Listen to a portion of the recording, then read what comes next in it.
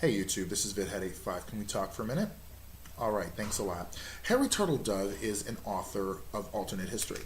And I haven't read any of his books, but I do hear from a lot of people that they are very plausible because, well, he knows his stuff.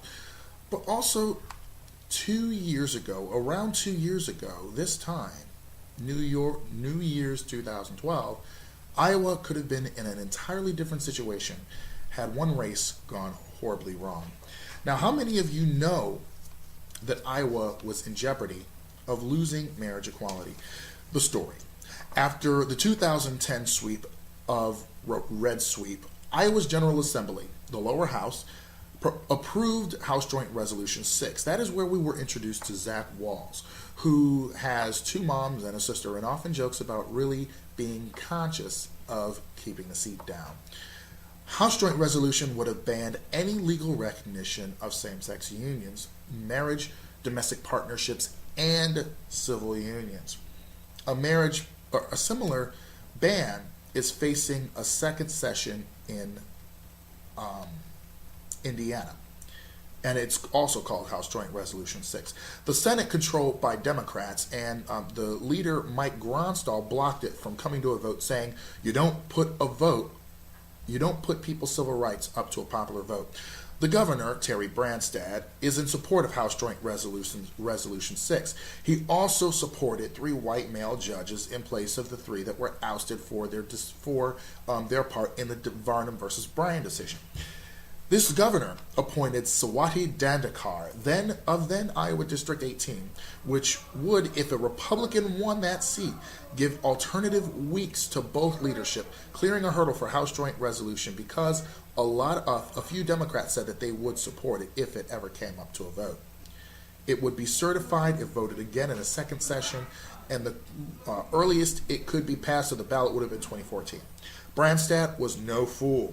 Given the thought that some Democrat would have given, again, the Democratic support or voicing for support, we would have had a Prop 8 all over again. And gay and lesbian families in Iowa would have faced what California just did 3 years ago. 3 years earlier from that point. Enter Cindy Golding and Liz Mathis. Now, I didn't hear as much about this naked grab to force House Joint Resolution 6 through, but after a friend of mine told me that Iowa could lose marriage, the pieces started to fit.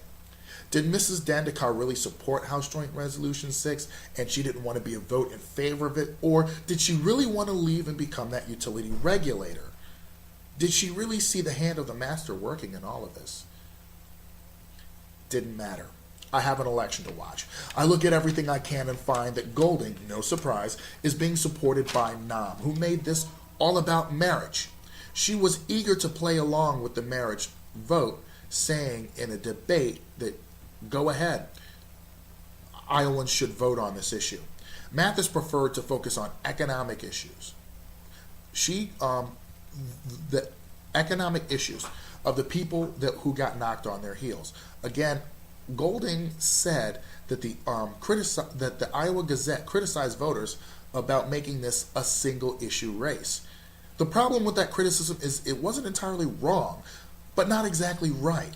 The governor made this all about marriage, so their criticism was misdirected. So, on November 8th, 2011, when we were busy voting Chris Collins out of office and putting polling carts in there, Lynn County, Iowa, House District 18, with 56% to 44% and marriage hanging in the balance. Thankfully, Liz Mathis wins and Democrats retain control of the Senate.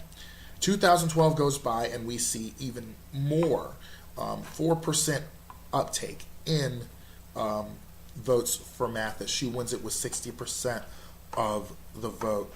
Iowa remains a divided government, but marriage is safe for now. Mike Gronstal won't bring House Joint Resolution 6 to a vote as long as he's the Senate Majority Leader. Also, the other part about it is the Perry versus Brown decision, even though it was vacated, is still applicable in those kinds of moments. So, thank you for letting me talk to you, YouTube. Glad Iowa maintains marriage.